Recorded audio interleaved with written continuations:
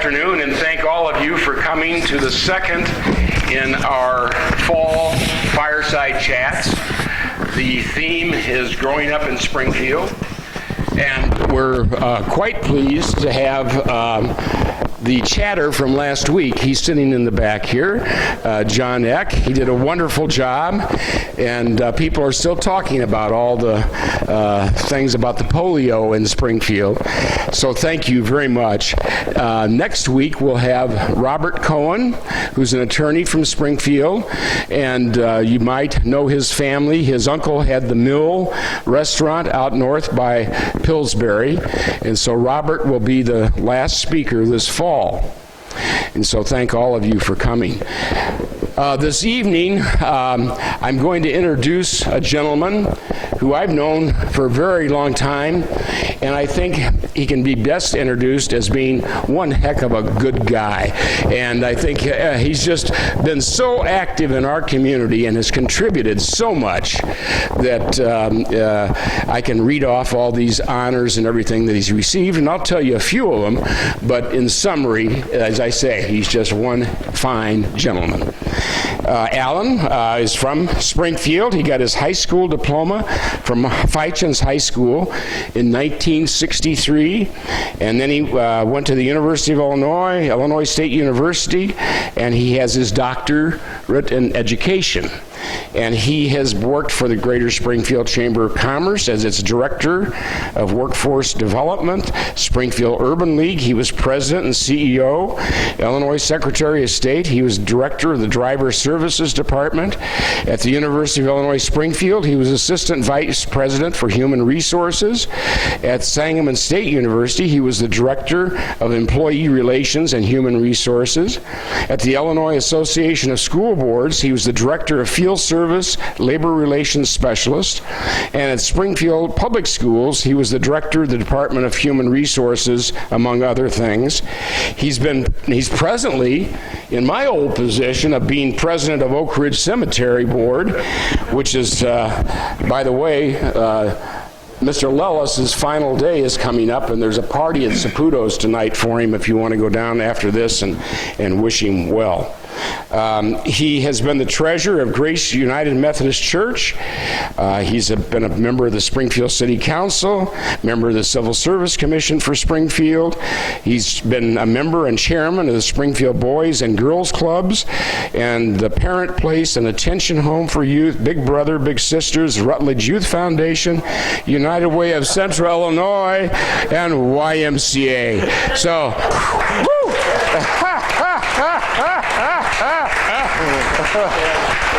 His resume almost competes with John X, but anyway, thank you so much for coming this afternoon, Allan. And so I'll turn it over to Allan now, and we look forward to what you say. Thank you. Thank you, Dick. And thank you, one and all. Good evening. The first thing I did was got out my tie and my jacket. I said, wow, I'm way overdressed for a nice leisurely crowd, so I appreciate having the opportunity to be just like you without all the formalities. John Eck, as Dick mentioned, is one of my good longtime friends, and we were on that Boys and Girls Club way back when. And so we've had an opportunity to work together on a number of community projects. I just put together some notes here to help me kind of walk through this for the next 20-25 minutes, and then we'll be happy to respond to any questions that you have, if any. Okay, born on a lucky day, July the 11th, 7/11/45. I was out in Vegas one time. The dealer said something about when's your birthday. I said 7/11. She said, you need to move here. She said, that's a great number.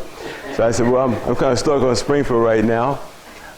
74 years old, and I always mention that because you can't take good health for granted. So I mean, good health physically and so far mentally.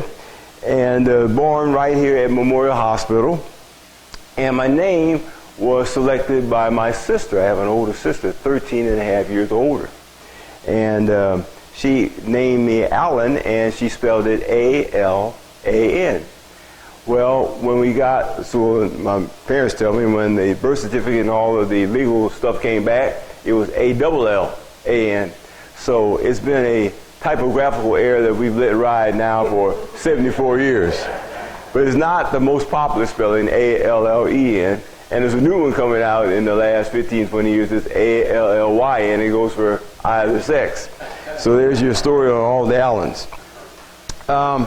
We have, in my family, 5 generations that reach back here in Springfield. It goes all the way back to my paternal grandmother. And then my father was born here. I was born here. And my 2 sons were born here. And my oldest son had his son.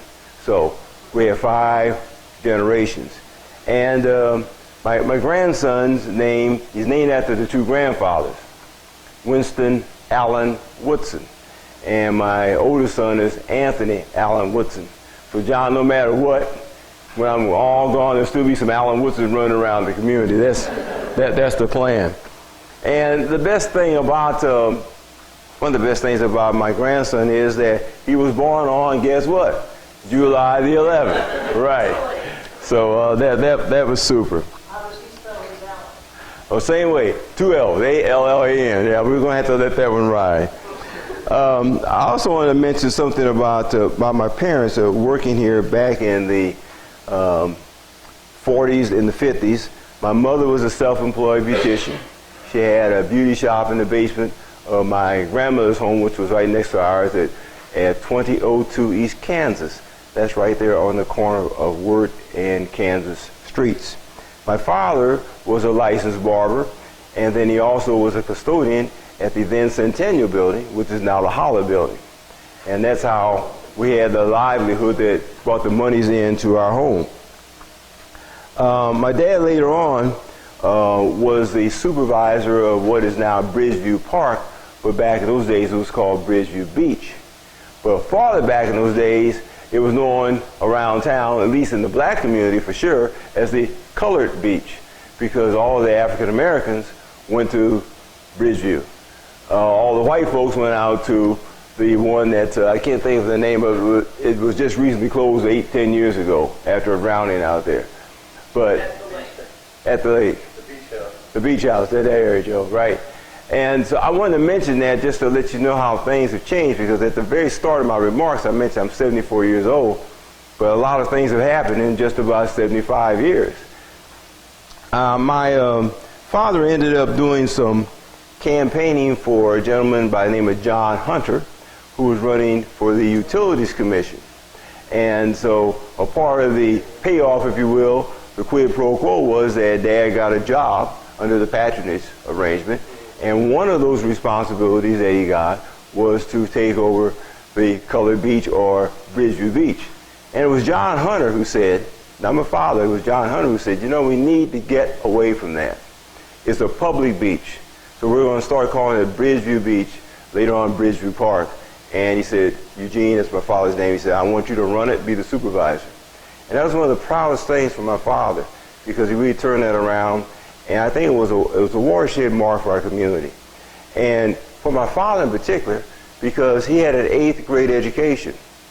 So he's kind of limited in what he could do in terms of moving forward. But he was a bright guy. He just didn't stay in school at that time. He was born back in 1908. My sibling, as I mentioned, is LaVon Wilson. She's been a music teacher here in the city for many years, and 13 and a half years older than I am. And so I'm told that it was quite a surprise when Mom came and told Dad, guess what? We have another child on the way. He didn't believe it, so the story goes. And so I understand his name was Dr. Meyer down on Capitol Street. He had to more or less verify what Mom was telling him. Yeah, you're going to be a dad again. And I'm the proof, so here I am. And we lived, as I mentioned, at 2004 East Kansas Street. Right next to our house was our grandparents, my maternal grandparents, lived at 2002 East Kansas Street. My grandfather dropped out of school in the 6th grade. He had been going to Lincoln School. And my grandmother had come up from Kentucky and really didn't go to school much at all down there, period. She, like my mother, was a beautician. My grandfather built some homes around on the east side, rented them out, but he also hauled coal for people to stay warm in the winter. And the other piece of this is that if you go out right today at Wirt and Kansas Street, you will note that it's about, and I paced this off a couple of days ago, it's about 65 yards from our house to the railroad tracks, literally 65 yards. And when I was a little kid, and we would see the train coming north going south, when it came between Cass and Clay Street, there was a big curve. So right in the middle of that curve, the lights were going directly towards my grandfather's house. We've always wondered what would have happened had it derailed or something. We might have been in a real mess. My sons had a hard time believing this, but those trains were steam engines at that time. So we're talking back in the early 50s. And the chugging all the smoke and everything. And my grandmother and mother kind of timed, they knew when the trains would come by because they didn't have a dryer for the clothes. So they hung the clothes out on a clothesline. And the worst thing you could do with nice new washed sheets was to have them out on the line, have a steam engine go by and dirty them up. So grandma and mom kind of knew exactly when to get them on the line and, more importantly, when to get them off. And so we watched that, and we became accustomed to the train coming by our house, literally shaking the house, shaking the china cabinet, all those kinds of things. And you know what? You get used to it. We would just go right ahead and eat meals. We didn't have a TV or radio or anything like that. And my grandfather was truly the captain of the ship. He ran the show. And whenever there was a family meeting, Grandpa would, for effect, would take off all the articles on the dining room table. It looked like a boardroom table.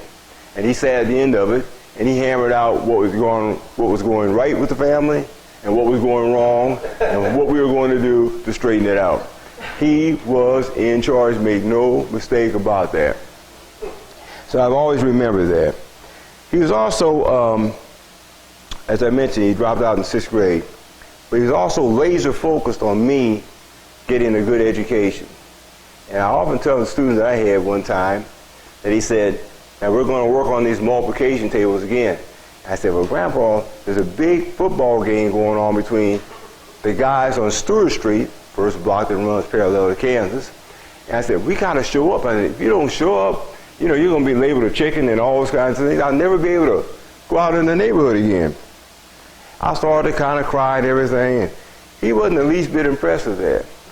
So I said, well, maybe, when he told me, he says, go in the bathroom, blow your nose, get yourself together. I said, oh, great. Came back out, he said, okay, now we're going to get on those times tables. So it wasn't about me going out to play ball. It was about me getting my work done in the books. And he said, what is 8 times 7? I said, 56. He said, it's not right. I said, yeah, that's right. He said, no, you took too long to say it. So if he said 8 times 7, you had to say 56. Otherwise, he'd make you say it over again. So that was the kind of taskmaster he was. And I tell everybody, he, at least when it comes to the academics, is the reason why I was able to attain what I've done so far. Because he pushed, and he made no apologies for it. And I appreciate that so very much.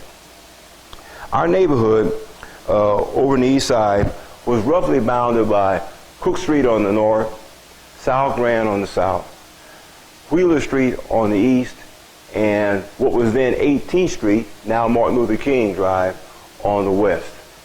That was the area. That's where we kind of roamed, and we hung out with the different guys. It was a home.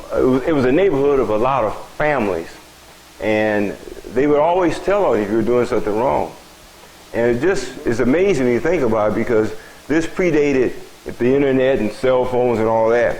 But if you did something wrong on Stewart Street and Mrs. Beard saw it, she would tell my grandmother, Mrs. Jones, Grandma Jones, or my mother, which was worse because that was always you're done. That's dick when you need to have a lawyer, but it was too late. They would know, and it was the old saying, it takes a village to raise your children. All the moms in particular on Stewart Street, Mrs. Webster and Mrs. Lastly, I could go on and on. They all stay together. And it wasn't a matter, Joe, in your business, you're innocent until proven guilty. There you were guilty until you can prove yourself innocent. So if Mrs. Webster said you did something, you just might as well take it, whether you did or didn't. And so that was good. One of the things that I'm not happy about, and I was reminded about this when I went back out to look at the neighborhood not too long ago after I talked to Dick about coming to speak tonight, were the streets. And I'm sorry that during my years in the city council I was unable to get this done. But if you go out there right tonight, Clay Street, Cass, Kansas, Stewart, and Brown, they're all what they call chip and tar streets. They're not asphalt, they're not concrete, they're just called chip and tar. And when I was a little guy, they used to plow them up and then pat them down, put sand on them, put oil on them, and you literally couldn't drive your car on those streets for 3 or 4 days until the oil kind of seeped in. And I'm just distressed about the fact here that, again, 74 years later, you can go out there tonight when you leave here, it's the same way. There are no curbs, no gutters. There are sidewalks, but that's it. And so that lets you know right away that there's room for lots and lots of improvement yet on my old neighborhood on the city's Near East Side. We spent a lot of time in church. We went to Grace United. Well, then it was Grace Methodist Church. And now I'm at Grace United Methodist Church at 1610 East Capitol Avenue, 1612 East Capitol Avenue. But at that time, the Methodist Church was segregated. There were the white Methodists and the colored Methodists. In fact, if you go back and look at some of this, the CME stood for Colored Methodist Episcopal. And those were Methodists who were black folks. And when I took my first train ride of any distance, it was from here to Denver with my mother at a conference, church conference. It was all African Americans in the Methodist Church. So now the next time you go way west on Wabash, you'll see a large church. First United Methodist Church. Ours is Grace Methodist Church. There's Lawrence Avenue Methodist Church. They all came together some 25, 30 years ago. So that's why they're now called the United Methodist Church. It's all based on the issue of the races coming together. My mom, in particular, was very, very much involved in the church, and she would bring me along to a lot of church activities. And when she was singing in the choir, directing the choir, I'd be sitting there in the back of the church, probably doing some of my math that my grandfather had me doing while Mom was preaching. But church was a big, big issue to my mother, and a really pretty big issue to a lot of blacks in the African American community. It was the one piece of real estate that blacks could own, the church and the land around it. And they didn't get involved in all of the other debates about real estate. For leisure activities, my first trip I told you was out to Denver. That was on a train. We did a lot of traveling around, but it was by car or by train.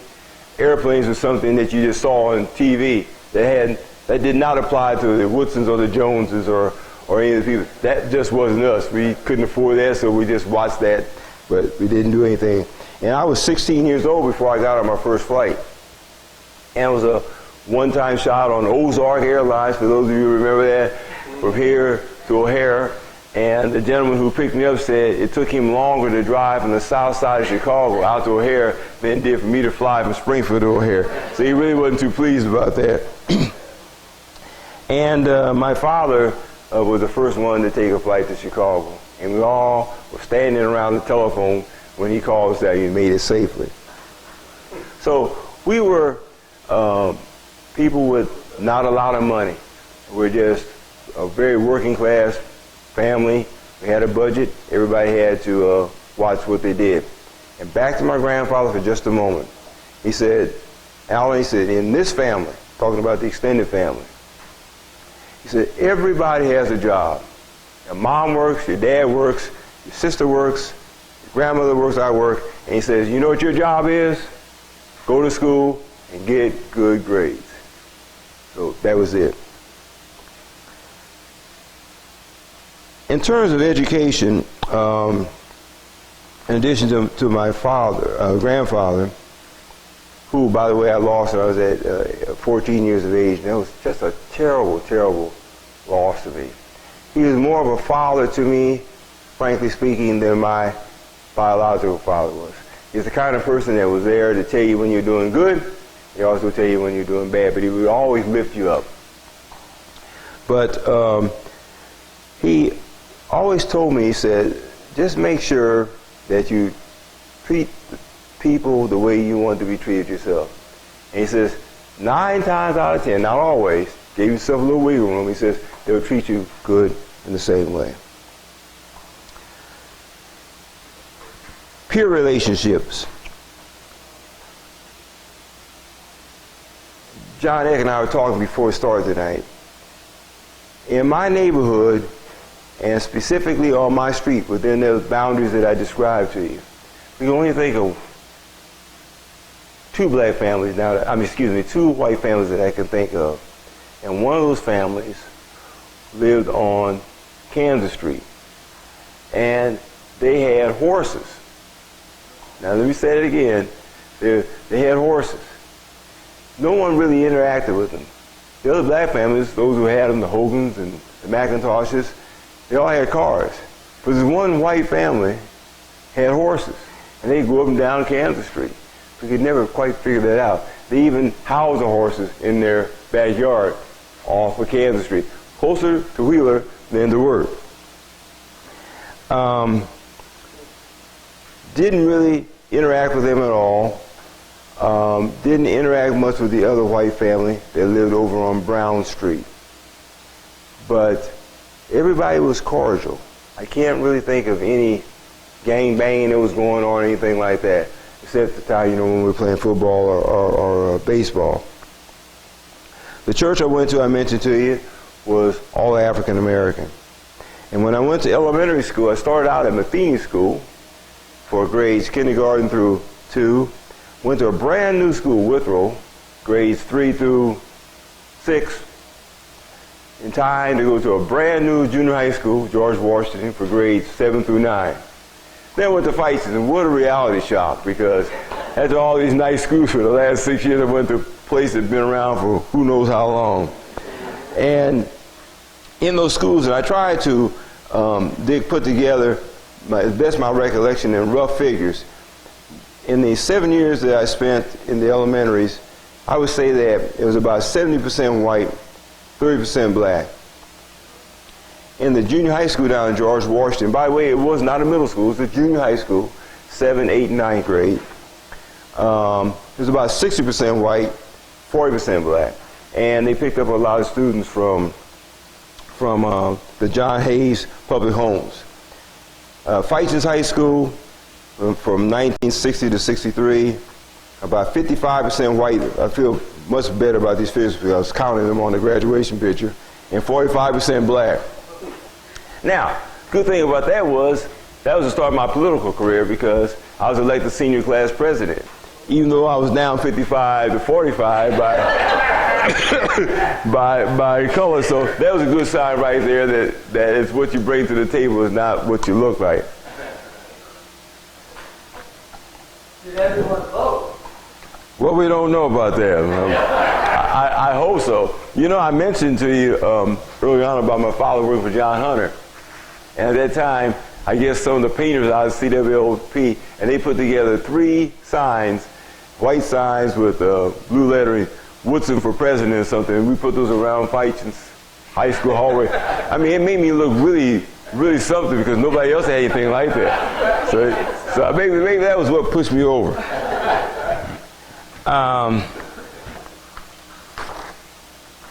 Then I went on to college. There's a little side story about that, because there's this little girl down on Martin Luther King and Kansas Street. If you go there today, it's a little white bungalow, and she used to live in the John Hay homes, and she moved out there. They built a new home right next to this grocery store at that time. Now, the last 20 years has been some kind of eatery. And she's real cute. And I thought, oh man, I need to really get to know her.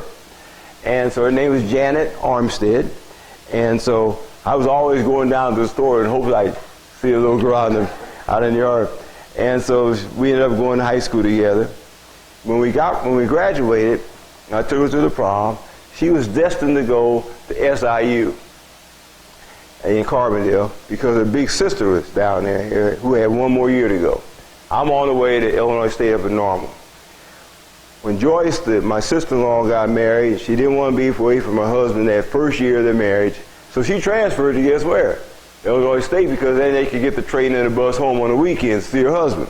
So little sister Janet followed big sister to Normal. So I credit my sister-in-law as really being the seed that got me married to my wife. And I just tell you one little story that the others have teased me about. There are a lot of little different guys who were trying to knock on the door and talk to Janet, and Mr. and Mrs. Armstead wouldn't let them in. And I went down there and they said, well, Woodson, you're not going to get in either. So they kind of watched me from behind the mailbox by the store. And I had a little canvas bag. And in this canvas bag, I had some treats, but I also had some books and pencils and erasers and all that kind of stuff. And so I was helping Janet with her homework. The rest of these guys are running track, shooting the basketball and all that kind of stuff, but they didn't know the chemistry. I said, I had them there. And so that was my secret. I ended up marrying Janet, who, by the way, is born and raised here in Springfield as well, as I mentioned to you. And we've been married now for 51 years. So I had it figured out right from the very beginning. I figured it out right then. And we had two sons. Both of them got married in 2017. One of them has my grandson, Winston. Dick mentioned my resume. I've had 6 major employers over a 44-year employment span. But the best job I ever had out of all those different kinds of jobs was being a regular classroom teacher, because that's where you really have a chance to make a real impact on young people. Not only in terms of teaching them the academics, but also imparting values to them. And today I see a lot of those former students or grandparents themselves, because keep in mind, if you were a 6th grader, you were at that time about 11 years old. I'm right out of school at 22. So a lot of those students at that time aren't that much younger than I am. So it's not uncommon for me to see somebody who's in their late 50s or early 60s that I had as a 6th grader. And they would tell you, and it makes me feel really good. Because of you, I got my act together. You know, I learned how to treat people right. I learned how to put together a set of values. And we try to parlay that into race relations, speaking quite frankly, because I think that's one of the key things that's holding back the greatness and the potential of our country. We need, at some point, somebody's got to figure it out to harness all this energy so that we can pull together. When you're pulling apart, it's not working. That much I know. If I had the answer, I'd be a whole lot richer than I am right now.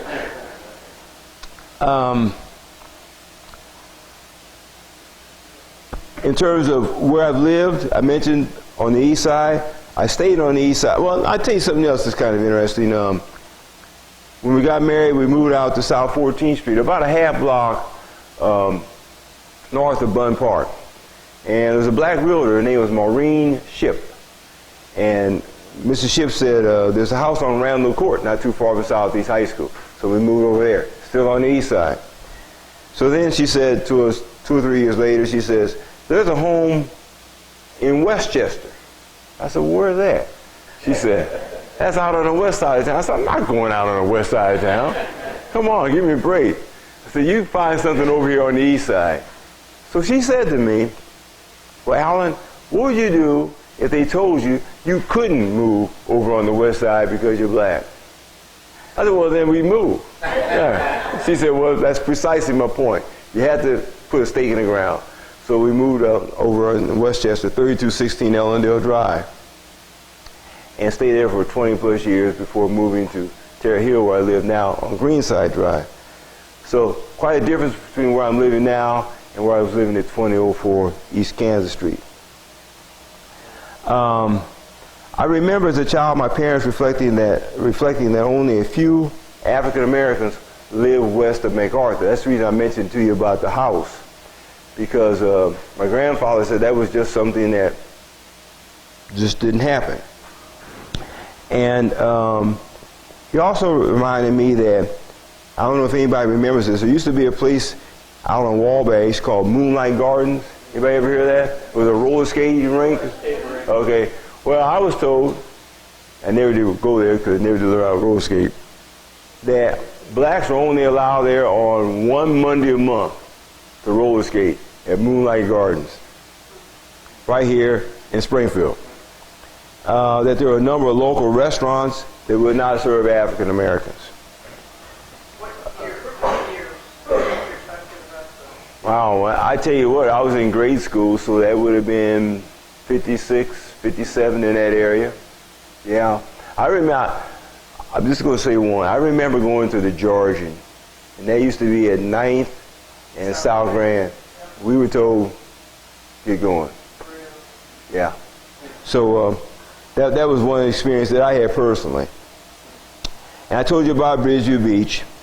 And then in my adult life, still here in Springfield, kind of working all through this, because I got to thinking, Dick, when you talk about growing up in Springfield, that's really been my center. And I've really never left it. Whether it's at age 7 or age 74, I'm still here working in the community. But the voting rights lawsuit came up. And you know how that worked out. Prior to that time, there had never been any African Americans on the city council because it was all a commission form of government. They went to court and were about to really go to trial when they went back over. And history will tell you that it was Ozzie Langfelter who pushed it over to the 4/5 vote that set up the consent decree, so we avoided that kind of a lawsuit. But what a lot of people don't know, and I haven't told this to many people other than Sam Madonia and others privately, was that when I worked at the Illinois Association of School Board, you had to learn how to mediate a lot of strikes.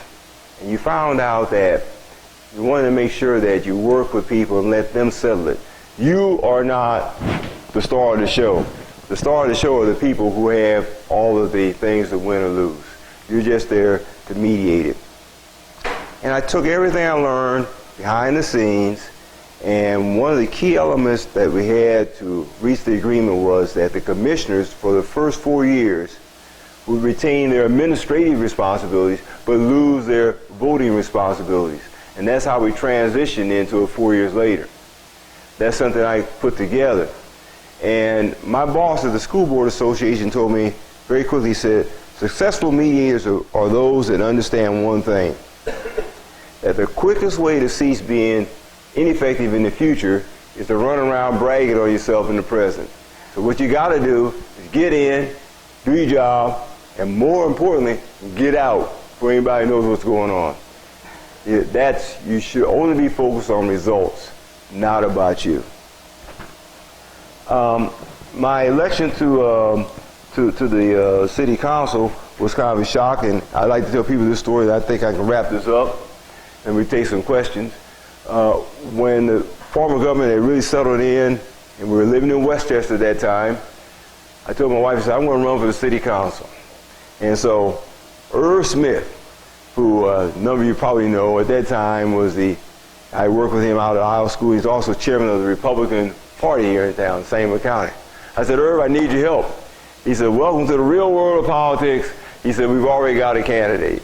I said, Irv, you're my buddy. He said, hey, this is business. So there's another guy whose name I cannot remember. He lived on Dorchester. This is terrible. But he was over the Democrats. So I said, neighbor, I need some help. He said, almost the same words. Welcome to the real world of politics. We got a candidate. It was a union candidate. Terry Fairclough, in fact, who it was. So I came back to my wife, who was never interested in me doing this in the first place. Thought it was crazy. I went back, I said, I can't get help from the Republicans. I can't get any help from the Democrats. I'm black out here in this neighborhood. We should quit now. And to my surprise, it was my wife who said, oh no, we're not going to let anybody, quote, run us home to mama. That's what she said. So we got out and we worked real hard and we won. And well, we won the primary, and then we turned around and won the general. And so I, along with one of the Plains, Frank McNeil, were the first two African Americans to sit on the city council. I represented Ward 10 out in the far southwest corner of the city. And that was a shock. And I had a good friend from Chicago, Paul Grace, and he's black, and I told him what had happened, and that I was running for alderman. Of course, you know, alderman, that's a big thing up in Chicago. And so he said, well, what's the percentage of blacks in your ward? I said, about 3. There was this big pause, and Claude said, get out now and cut your losses. So when I won, he couldn't believe he came down here to the inauguration out of the university. He said, I got to see this with my own 2 eyes. Because he said, that doesn't happen in Chicago. Well, I know I should know this, but did you win as a Republican or a Democrat? Neither. You were in Yeah, because that was the only option I had. Because the Republicans and the Democrats would not help me. Because they said, hey, that's just the way it is. So I just want to close by saying that it's important to stay focused, whether it be on the school desegregation lawsuit, the voting rights lawsuit, some of the current discussions about railroad relocation, that we focus on those kinds of issues that are developing fault lines within our community, and all of us working together to try to close those fault lines. And so when Dick was reading that laundry list of things I've done, I think in each case I've always tried to get involved in some organization that would put me in a position to help them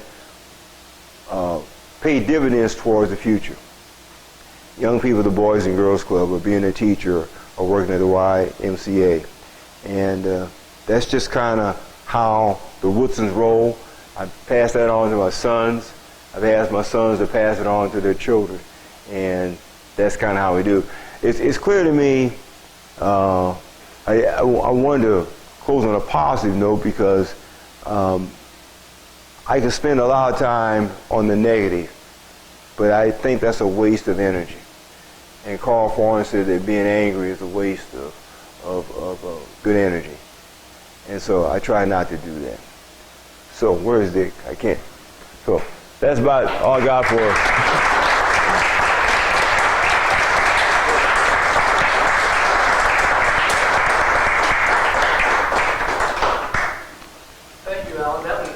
terrific.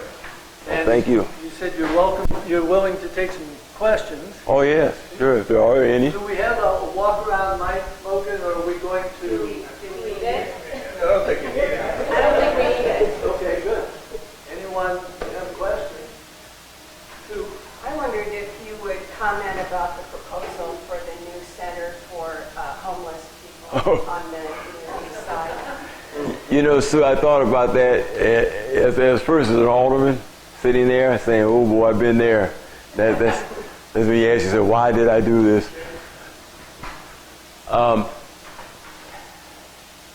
It's an issue that has to be addressed. And it comes down to what we used to hear all of the time in the city council, the old NIMBY, they're not in my backyard. It's okay if we do it in Joe's yard or in John's yard, but not Allan's. And that just doesn't work. I think what has to happen, though, is that the city council needs to focus on trying to, if you will, spread around in different parts of town solutions to some of these problems, and don't try to have all of the solutions in one part of the town. That's what's driving the bitterness. If the city council, if someone in the city council could have pointed out, Sue, well, we are addressing a vitally needed social service issue on the south side, the west side, and the north side of town, then they would have had a leg to stand on, so to speak, with the community on the east side. But the fact that that apparently has not happened, that's what's driving the debate. Why us, and more importantly, why us all of the time? But you have to, on the other hand, address the issue. Because if you go downtown around the library and around other parts of the community, it's a shame. You feel sorry. And so collectively as a Springfield family, we have to do something. And when you take that oath of office to be a city alderman, and it comes down to those tough votes, that's when you got to show up. You have to show up for the showdown, so to speak. And I don't know who the two votes were. I just came back from town early this morning, but it said it was 8-2. Anybody know who the two people? Two black aldermen. I wondered about that. I haven't had a chance. So that says to me that they're under a lot of pressure, because at the end of the day, when they go back to the communities, people are going to be after them. And so you can stand up for what it is that you want, and get steamrolled by the other 8. I think that's what happened. That happens from time to time. A lot of times people think that it's contrived, but really it's not, because I can remember trying to stand up for Ward 10 on a number of issues that came related to traffic, and the other aldermen say, hey, we need this because it's going to drive the economic engine of the community. And so you give it your best, and then you get beat 9-1, or maybe somebody stand there with you, get beat 8-2. But straight answer to it needs to happen. I just wish that they could have worked on it better to see how it was going to happen, and or to make a commitment to say that we're going to not stop here, but the next time that we continue to address this problem, we're going to find another part of town to do it in. No. I've got a question. Okay. Yes, sir. I don't know if you knew this or not, but I grew up in 12th in Kansas. Get out of here. Yeah. All right. Anyway, what I was going to say is I went to Sacred grade school, and it was interracial. You know, it was black kids and white kids. And I never saw a lot of discrimination when I was a kid growing up, you know, with my black friends. And I was wondering how much of that you experienced when you were young growing up? Or did you just stay in your neighborhood? Or? Well, did you know about Bridgeview Beach at that time?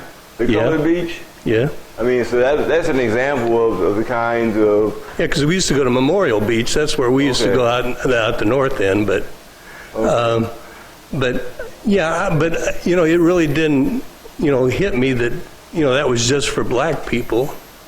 But, you know, as a kid growing up, you don't, because, you know, some of my friends were black and we ran around together, and I didn't see that much of it, you know, just growing up, but evidently there was probably a lot more. You know, a lot of times the institution of racism is pretty well deep in our fabric, so much so that we just don't realize that it's around us, and you just kind of, I don't want to say accept it, but it's kind of like oxygen. It's just around. You can't get away from it until you actually someone comes along and stirs up the air, so to speak. And because I know on Kansas Street, we had our own little world, and there was not much of a problem. But let me back up and say this much. The boundaries for Fighton's High School, which is a high school at that time, the farthest high school in the southeast side of town, should have really taken in the residences on the lake. But the school board gerrymandered the districts, and all the kids who were farther south and east of where I live went to Springfield. So that was, again, another example of what's going on when you have all white power brokers making all of the decisions. And if you don't know that's going on, then you have to accept it. We had some kind of sewer issue on Kansas Street, and my grandfather and Mr. Beck and Mr. Hogan, like 3 or 4 other guys, and they went down and they just raised hell with these guys, and so they got it turned around. That's the first time I saw, with these eyes, black guys telling the white power structure guys, no, we're not going to do that.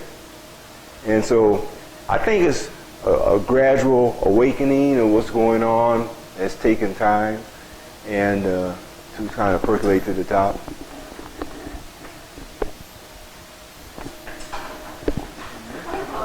Discrimination, like say at the movies or on the bus or anything. I never had that problem here in town. Never had to, you know, go up in the balcony or anything like that in a movie. Never had a ride at the back of the bus here in Springfield. Always caught the bus right down there at 18th and Kansas Street. That was never an issue. I can only think of that restaurant issue. I can remember one time my father, pretty far south, on the south side of town, went to get gasoline, and he was told to, those days, you know, they would come out and fill up your car.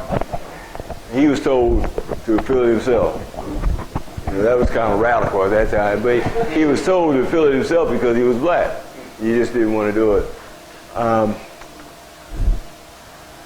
Nothing that I can think of overtly happened to me here in Springfield.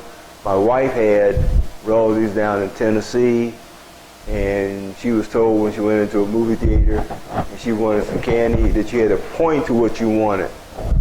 And then they would get it, and they would walk you down to the end of the counter, and they would give it to you. And that if you wanted to see the movie, you had to come in and pay your money, go back out, walk around, down a short alley, up what looked like, sounds like to me like a fire escape, and that put you into the balcony. That was down in Tennessee, but I haven't seen anything like that ever happened to me down here. Golly, we had a lot of movie theaters back in the day, you know, Orpheum, Roxy, Lincoln, Senate, Southtown, in Southtown. Never had anything like that to happen to me. How about your father and your grandfather, when there would be a gathering of men, like there was a picture where in the armory that they were honoring Lincoln. Did your parents, your grandparents ever take part in anything with white people that you know of? Well, that was an expensive ticket for those Lincoln dinners at the Armory. That was Yeah, I don't remember any of that. for average folks, really. You know something else that comes to my mind, though? We used to have, believe it or not, 2 municipal bands in this city. Those are the city bands. They had the white municipal band, and they had the colored municipal band. And I don't know if anybody remembers they were watching that in a parade. And you had two bands, you know, whether it be the Christmas parade or Thanksgiving parade, whatever it was. And I remember this. The white band was always first. Always first. And, well, hope the brothers were, right? I don't know. When we would ride the trains, the Illinois Central train or the GM&O, which is on the 3rd Street tracks. The Illinois Central was out by our house on what they call the 19th Street corridor. Never did understand that because it runs along Wood Street, not 19th Street. But the conductors were always white, and the porters were always black. Never was that ever switched around in my time coming up. And it goes back to what Joe was asking about. You know, we didn't really question that, but I knew it. I mean, I knew it. My grandfather, no one didn't have to tell me that. I could figure out that what's up with this, so to speak. Why isn't the brother, if you will, if I can use the neighborhood vernacular, why aren't blacks ever the conductor and the white guys the porters? Just the way it was at that time. When did you start seeing interracial couples commonly? We had an interracial couple at Fighters High School in 1963. But it was a white guy and a black girl. And the blacks really gave the young black girl a tough time. Like, what in the blank are you doing? Are you kidding me? Then later on, we had a white guy date a black girl. And it was kind of like, once that happened, then things just kind of opened up. But those were 2 pioneers, if I can use that word. But that was in my junior year, the senior year. I think there might have been 1 or 2 other interracial couples, but that was about it. We all got along fine, but when you think about it, Sue, never thought about asking a white girl to the prom. When I went out to my niece out of Southeast here 6, 7 years ago, they had every combination you could think of. And that really struck my wife and me. black guys with white girls, white guys with black girls, Latinos with whites. I mean, any kind of combination you could think of, and it was all about having a good time. And I said to myself, my gosh, how much farther ahead of us are they than we were? Yeah, no, it's just, let's have a good time. You're going to be a gentleman, let's have a good time. And keep it green. What about ISU in Bloomington? Was it integrated? No, boy, you keep making me think of stuff. I stayed at Walk. Anybody here go to Illinois State? What year? Started in 63. So graduated 67. Yeah, well, we were up there together. Yeah, right. Get out of here. What? Did you say the dorm? First 2 years, no, I was off campus because it's overcrowding. I mean, Okay, started the baby boom, I guess, Where'd you stay the last 2 years? in Fell Hall. Okay. Well, my wife stayed at Acton, Colby, and Okay, those are tall. served like lunch there once or twice. Well, I mentioned that because I stayed at Walker Hall, which you would know where that is, and it had about 400 male students. There were 2 blacks in it. Me and a guy from Springfield, by the way, named Tubal Holmes, played in the band, in a marching band. And glad you mentioned it because when I went into that dorm, I was a sophomore. I stayed off campus my freshman year. But when I went into that dorm, the word was already out that there was going to be a black guy in the dorm on 3rd floor north. And so all the guys on 3rd floor north said, oh guys, how do we draw that, And it was room 310. Remember that? And I went in there was nobody in there. So about half a day later, a guy named Bernie Hayden walked in, and he sat down, and he got up, and he shut the door. He says, do you really want to be my roommate? He was asking me, and I want to be his roommate. So yeah, it doesn't matter to me. He says, well, I don't want to be yours.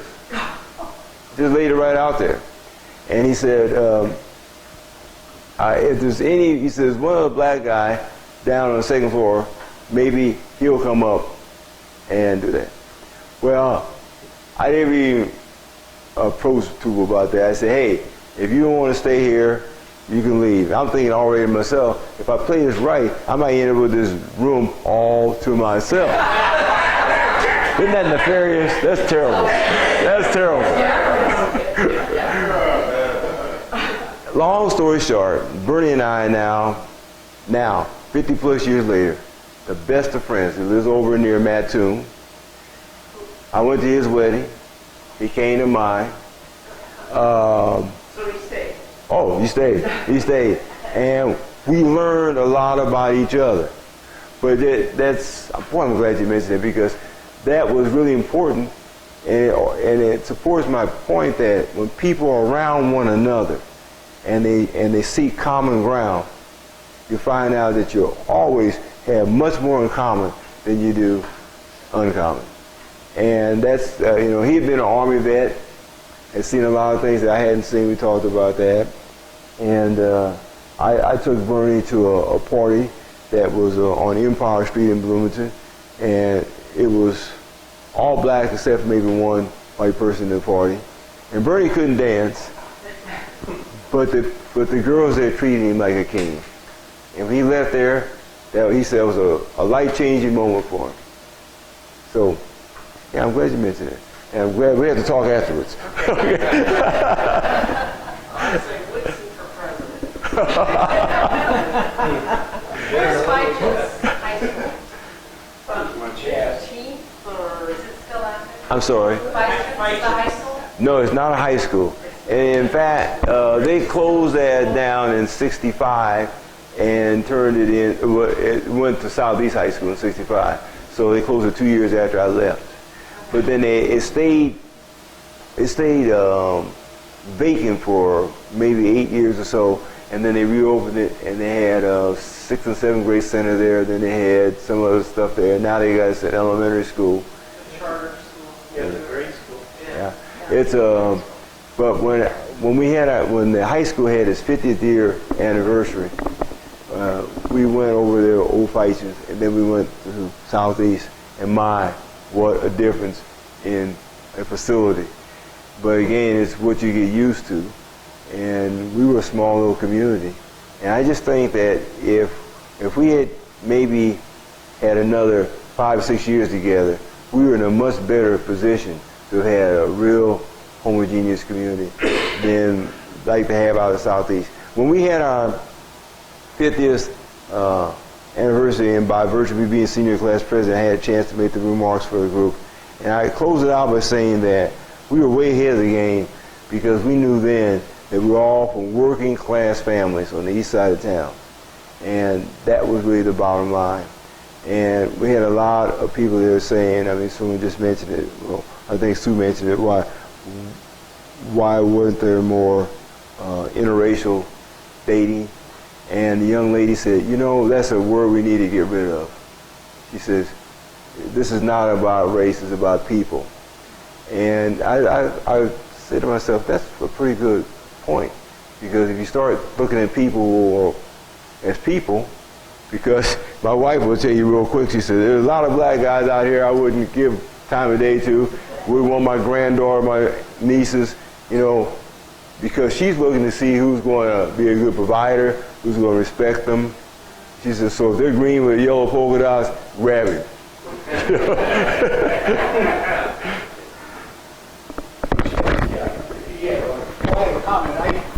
I lifeguarded at the beach house. I don't like that. Okay, sorry. So I lifeguarded at the beach house for 6 or 7 years, and whenever I don't really need that, do I? Okay, well, I never have a microphone. I'm not important enough, you know. But anyway, whenever some lifeguards didn't show up at the Bridgeview Beach, they'd come over to the beach house. Someone would say, who wants to lifeguard at what we thought, you know, Colored Beach? Well, everybody run and hide because nobody wanted to go over there.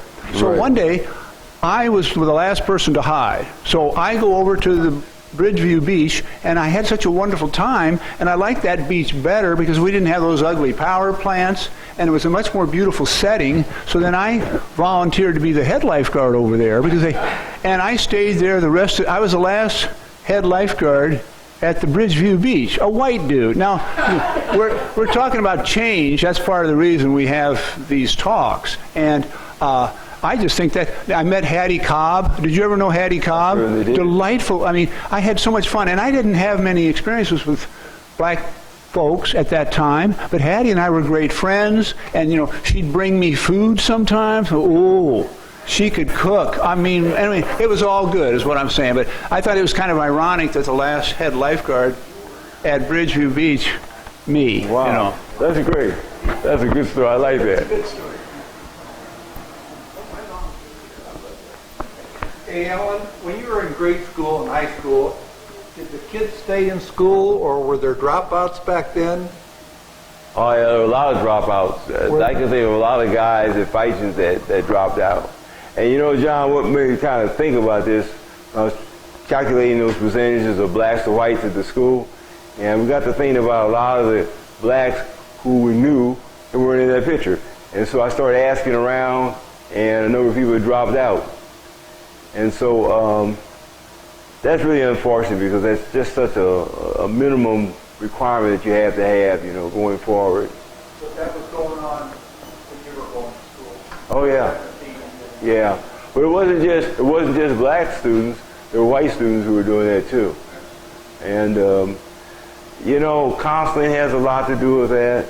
And teacher, I had a math teacher by the name of Helen Piper, little short lady, and she kind of like my grandfather, man. She'd get right in your jeans tough.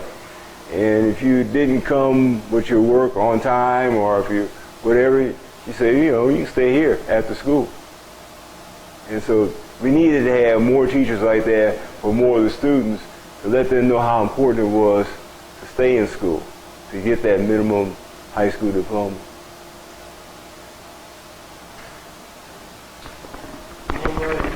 Well, let's have one more round of applause.